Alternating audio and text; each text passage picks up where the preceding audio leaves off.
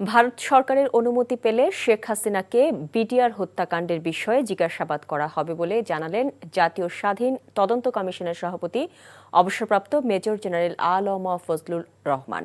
সকালে রাজধানীর রাওয়া ক্লাবে বিডিআর হত্যাকাণ্ডের শহীদ পরিবারের সদস্যদের সঙ্গে মত বিনিময় সভায় তিনি একথা বলেন। প্রতিবেশী দেশের ইন্ধন থাকার বিষয়টিতে সুনির্দিষ্ট তথ্য প্রমাণ থাকলে কমিশনে দাখিল করার অনুরোধ জানান। দাবি আদায়ের জন্য বাহিনীতে বিদ্রোহ হয়নি জানিয়ে তিনি বলেন, দেশকে দুর্বল করার গভীর ষড়যন্ত্র ছিল। স্বচ্ছভাবে তদন্ত করে ৩ মাসের মধ্যে প্রতিবেদন জমা দেওয়ার আশা ব্যক্ত করেন কমিশন সভাপতি। দেশি বিদেশি ষড়যন্ত্রকারী মিলে এই হত্যাযজ্ঞ চালিয়েছে। আমি মনে করি না এটা বিডিআর বিদ্রোহ ছিল।